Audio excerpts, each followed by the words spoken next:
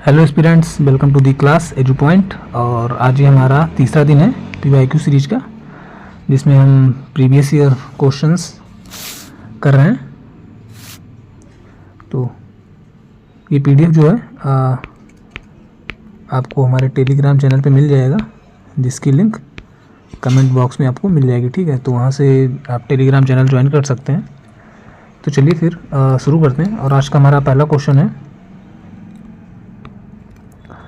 Which of the following features of the Indian Constitution was borrowed from Irish Constitution? DPSP यानी directive principles of state policy, option B है concurrent list, option C है fundamental right और option D है rule of law. तो इसका answer हमारा क्या हो जाएगा? Option number 1 DPSP directive principle of state policy. Option की ओर देखते हैं तो ऑप्शन बी हमारा कंकरेंट लिस्ट है, ये हमने ऑस्ट्रेलिया से लिया है।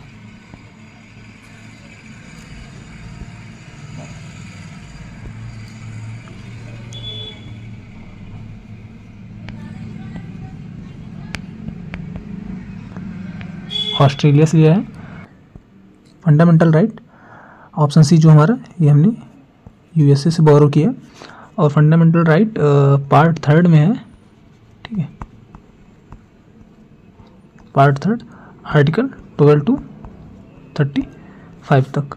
रूल ऑफ लॉ ये हमने ब्रिटेन से लिया है। और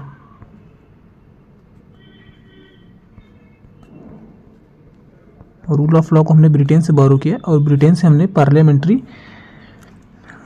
गवर्नमेंट भी बोरो किया। ठीक है, पार्लियामेंट्री गवर्नमेंट। और कंकरेंट लिस्ट में क्या कहते हैं, एक हमारी स्टेट लिस्ट होती है, यूनियन लिस्ट होती है और कंकरेंट लिस्ट होती है। तो कंकरेंट लिस्ट हमने ऑस्ट्रेलिया से लिया है और इसमें education, marriage, trade unions, weight measures, ये सारी चीज़ें आती हैं। ठीक है, तो आइए अगली क्वेश्चन की ओर चलते हैं। और क्वेश्चन नंबर 2 हमारा, क्वेश्चन नंबर 2 है, what is the unit of specific resistance? Specific resistance की ऐसा यूनिट हमें बतानी है। तो option A farad, option B ampere, option C coulomb और ऑप्शन डी ओम मीटर। तो सही आंसर क्या हो जाएगा हमारा? Ohm metre. ठीक है, फराड हमारी हो जाएगी, फराड हमारी इलेक्ट्रिकल कैपेसिटेंस की ऐसा यूनिट हो जाएगी। किस चीज़ की? इलेक्ट्रिकल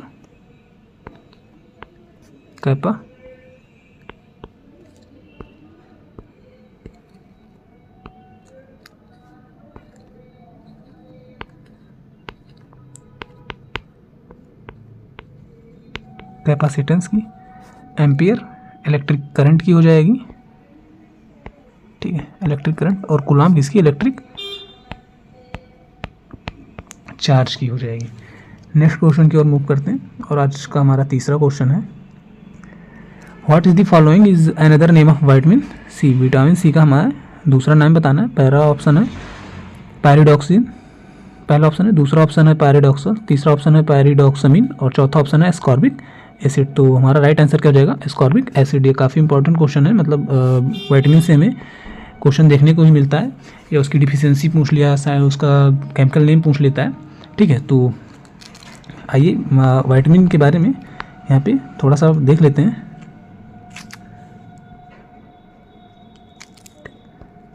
तो यहाँ पे विटामिन ए रेटिनॉल, जो ADE के विटामिन हमारी कौन सी ADE के, ये 4 विटामिन ये कौन सी होती हैं? ये वाटर सॉल्युबल होती हैं। ठीक है, कौन सी होती हैं? ये हमारी वाटर सॉल्युबल। और विटामिन बी एंड सी कौन सी होती है?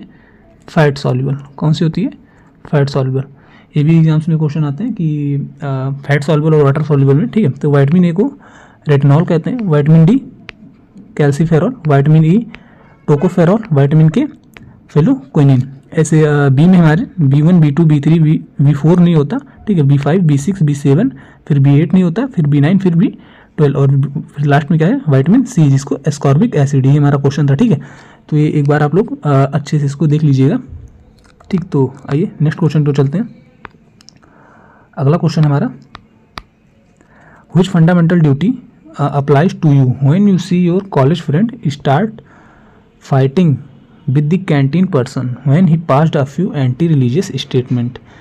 तो फंडामेंटल ड्यूटी के बारे में क्वेश्चन है। ठीक है, तो पहला ऑप्शन देखते हैं, इसमें मतलब क्वेश्चन में क्या कह रहा है कि कौन सी फंडामेंटल ड्यूटी अप्लाई होती है तुम पर जब तुम एक अपने कॉलेज फ्रेंड को देखते हो किसी कैंटीन पर्सन से लड़ते हुए, ठीक है, या फिर कोई मतलब उसने एंटी रिलीजियस स्टेटमेंट पास किया है, बोल दिया हो कैंटीन पर्सन ने, और जो तुम्हारा कॉलेज फ्रेंड है उससे झगड़ने लगा, लड़ाई करने लगा। तो पहला ऑप्शन है to promote harmony and spirit of brotherhood, दूसरा है to value and preserve the rich heritage, तीसरा है to develop the scientific temper humanism and the spirit of inquiry, और चौथा है to protect and improve our natural environment. तो सबसे पहले पहला ऑप्शन देखते हैं, इसका आंसर हमारा क्या हो जाएगा, ऑप्शन ए हो जाएगा कि हमें ब्रदरहुड, उसमें मतलब भाईचारा बढ़ाना चाहिए, और ब्रदरहुड हमने इसको याद किया था क्या, ये हमारी 5वीं फंडामेंटल ड्यूटी है।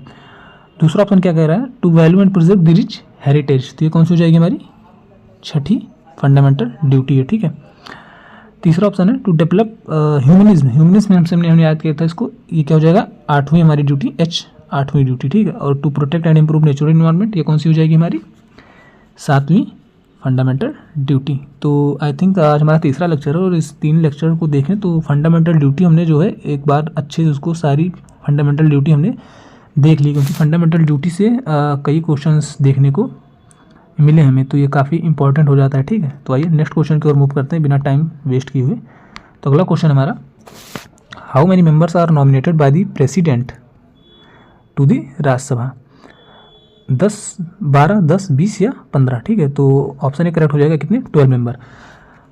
मैक्सिमम स्ट्रेंथ राज्यसभा की बात कर लें तो इसकी जो मैक्सिमम स्ट्रेंथ है वो कितनी होती है, 250 मेंबर्स की, कितनी होती है, 250 मेंबर्स की मैक्सिमम स्ट्रेंथ होती है, ठीक है, जिसमें से 238 जो होते हैं वो इलेक्टेड होते हैं, ठीक है। क्या होते हैं वो, यहाँ पे एक सेकंड, 238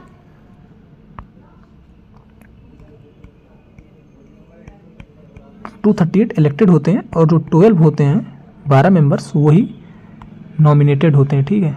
कौन होते हैं वो, नॉमिनेटेड होते हैं। टोटल 250 मेंबर्स होते हैं। और राज्यसभा जो है ये हमारी एक परमानेंट बॉडी है, ठीक है। क्या है, देखिए परमानेंट बॉडी है, जो कि मतलब जिसे डिसॉल्व नहीं कर सकते, ठीक है, जो डिसॉल्व नहीं होती। और जो इसके 1/3 मेंबर होते हैं, मतलब डिसॉल्व नहीं होती, तो इसके जो 1/3 मेंबर हैं, ठीक है, टोटल मेंबर के 1/3 मेंबर, ठीक है, वो क्या होते हैं, हर साल रिटायर होते हैं, ठीक है। हर दूसरे साल वो 1/3 मेंबर जो है वो रिटायर होते हैं, और जो नए इलेक्टेड मेंबर्स होते हैं वो उनसे रिप्लेस होते हैं, किससे, न्यू इलेक्टेड मेंबर से, ठीक है। और इसका जो टर्म है वो कितना है, 6 ईयर, कितना है, 6 साल, ठीक है, इसका टर्म 6 साल है। तो आइए नेक्स्ट क्वेश्चन की ओर चलते हैं। और कुछ ज़्यादा है नहीं राज्यसभा में बताने के लिए, तो आइए नेक्स्ट क्वेश्चन की ओर चलते हैं, अगले क्वेश्चन की ओर। आगे कोई क्वेश्चन मिलेगा हमें तो राज्यसभा को उसमें और देख लेंगे, ठीक है। तो अगला क्वेश्चन हमारा, Bhagirathi and Alaknanda rivers confluences at, यानी कि भागीरथी और अलकनंदा जो रिवर है वो कहाँ पे मिलती है। तो पहला ऑप्शन है जोशीमठ, दूसरा है हरिद्वार, तीसरा है कर्णप्रयाग, और चौथा है देवप्रयाग। तो हमें सबको पता है कहाँ पे, देवप्रयाग में। और ये देवप्रयाग है कहाँ पे, उत्तराखंड में। उत्तराखंड में कहाँ पे, एक टिहरी गढ़वाल डिस्ट्रिक्ट है, ठीक है, टिहरी गढ़वाल एक डिस्ट्रिक्ट है, वहाँ पे कहाँ पे,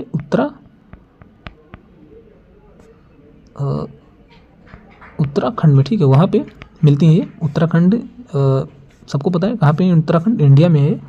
और ये देवप्रयाग क्या है, एक ये कह सकते हैं इसको एक छोटा सा टाउन, मतलब श्रद्धालुओं का छोटा सा टाउन, स्मॉल पिलग्रिमेज टाउन बोल सकते हैं, जो कि ऋषिकेश से बद्रीनाथ जब जाने लगेंगे तब आपको ये रास्ते में मिलेगा, ठीक है। जो बद्रीनाथ गए होंगे ऋषिकेश से उन्हें पता होगा।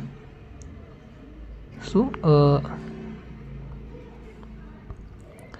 जब आप ऋषिकेश से बद्रीनाथ जाएंगे,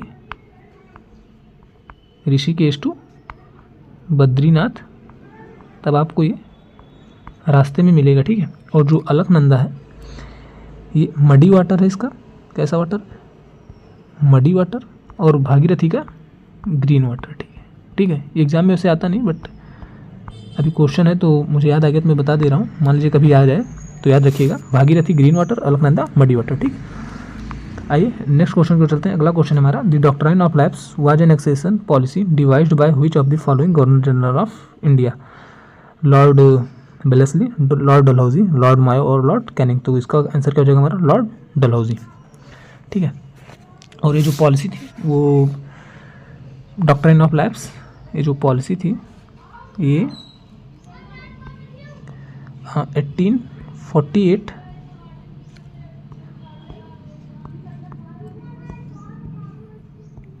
1848 टू 1856। ठीक, नेक्स्ट क्वेश्चन जो चलते हैं। अगला क्वेश्चन है हमारा, the most common rainfall measurement in the is the total rainfall depth during the given period which is expressed in, मतलब कि रेनफॉल जो बारिश होती है हमें जो मेज़र करते हैं उसकी डेप्थ की कितनी बारिश हुई है, तो उसे किस में मेज़र करते हैं? तो मिलीमीटर में मेज़र करते हैं। आई थिंक सबको पता होगा ये। ठीक है, मिलीमीटर में उसको मेज़र करते हैं। तो इसका राइट आंसर क्या हो जाएगा हमारा? ऑप्शन बी यानी मिलीमीटर। ठीक है, किलो पास्कल, इससे हम pressure,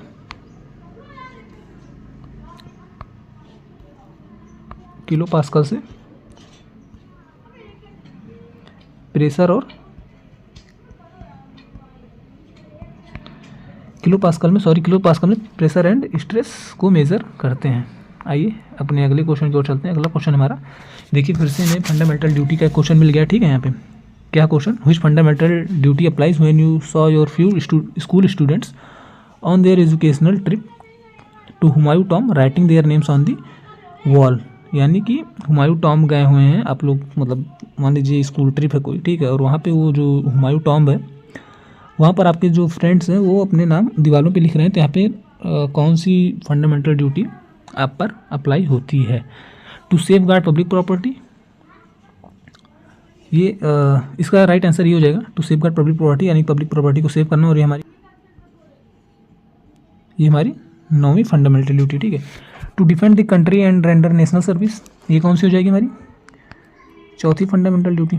to uphold and protect the sovereignty, unity and integrity, ये 3 वर्ड है, इसको हमने कैसे याद रखा था? ये हमारी 3री फंडामेंटल ड्यूटी हो जाएगी 3 वर्ड से। ठीक है, and the last one is to protect and improve the natural environment, यानी कि ग्रीनरी, जी से हमने याद रखा था इसको, ये कौन सी हो जाएगी हमारी? 7वीं फंडामेंटल ड्यूटी। तो आई थिंक फंडामेंटल ड्यूटी तो आप सबको याद ही हो गई होगी सारी लगभग। आइए अगले क्वेश्चन को चलते हैं, और आज का हमारे लास्ट क्वेश्चन है question button, who among the following sent Megasthenes to the court of Chandragupta Maurya? तो इसका राइट आंसर क्या हो जाएगा? Seleucus first Nicator. ठीक है, तो आज के हमारे 10 क्वेश्चन यही खत्म होते हैं। तो आई होप आप सबको वीडियो पसंद आई होगी। तो प्लीज़ अगर वीडियो पसंद आई तो लाइक ज़रूर कीजिएगा और चैनल को सब्सक्राइब कीजिएगा ताकि आपको सारी अपडेट सबसे पहले मिलती हैं। थैंक यू क्लास देखने के लिए। तो ये जो PDF है आपको, ये सारी PDF आपको मैंने पहले बताया था कहाँ पे मिल जाएगा, आपको टेलीग्राम पे मिल जाएगा। ठीक है, और उसकी लिंक आपको कमेंट बॉक्स या डिस्क्रिप्शन बॉक्स में मिल जाएगी, वहाँ से आप टेलीग्राम चैनल ज्वाइन कर सकते हैं, वहाँ पर और भी सारी चीज़ें मिलती हैं। तो आई होप ये सीरीज़ आपको अच्छी लग रही है, तो मैं सीरीज़ कंटिन्यू रखूँगा, और जो 2024 के जो भी मतलब पेपर्स हुए हैं उन सब के GS के जो अच्छे अच्छे क्वेश्चन हैं जो मतलब रिपीट नहीं हुए हैं उनको हम लोग इस सीरीज़ में सॉल्व करेंगे। तो ठीक है, फिर मिलते हैं अपने नेक्स्ट लेक्चर में। Thank you.